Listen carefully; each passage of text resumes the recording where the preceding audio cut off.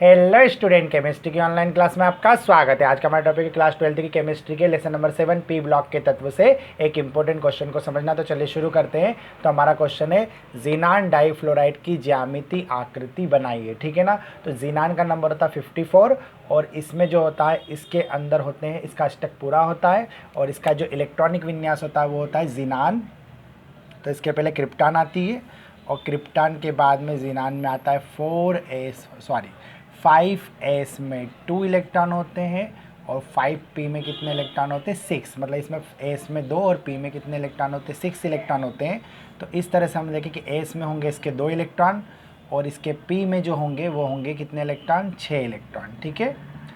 तो 6 इलेक्ट्रॉन इसके p में होते हैं और इसका d कक्षक जो रहता है वो खाली होता है। ठीक है ना। ये 5d होता है इसका। ठीक है। अब क्या होता है, ज़ीनान की जो प्रथम आयनन ऊर्जा होती है वो ऑक्सीजन के बराबर होती है। इसलिए क्या होता है, नील बार्टले ने वैज्ञानिक ने पता लगाया था। ठीक है ना। और उसी ने ज़ीनान के विभिन्न प्रकार के यौगिक बनाए थे। तो यहाँ से एक इलेक्ट्रॉन उत्तेजित अवस्था में यहाँ पर चला जाता है और ज़ीनान में 2 अनपेयर इलेक्ट्रॉन हो जाते हैं और इन अनपेयर इलेक्ट्रॉन से जुड़ जाता है फ्लोरीन। ठीक है ना। तो यहाँ से 2 फ्लोरीन जुड़ जाते हैं ज़ीनान। ये बाह्यतम कोश का है। ठीक है। ये 5s है, ये 5p है और ये 5d है। ठीक है। तो इस तरह ज़ीनान से 2 फ्लोरीन जुड़कर बनाते हैं ज़ीनान डाइफ्लोराइड। ठीक है। तो इस तरह से हम देखते हैं कि यहाँ पर तो फ्लोरीन के इलेक्ट्रॉन बॉन्ड बना लेंगे किसके साथ में, ज़ीनान के साथ। तो एक बंधी युग्म ये रहा और एक बंधी युग्म ये रहा।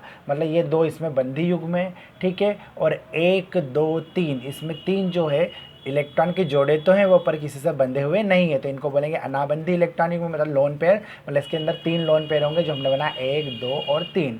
ठीक है। और इस तरह ज़ीनान का जो संकरण देखें तो s आर्बिटल का 1 और p आर्बिटल के 1 2 3, मतलब एक s का, p के कितने 3 और d का जो है डी का जो है कितने इलेक्ट्रॉन है, एक कक्षक यूज़ हुआ है। तो इसका संकरण होगा sp3d।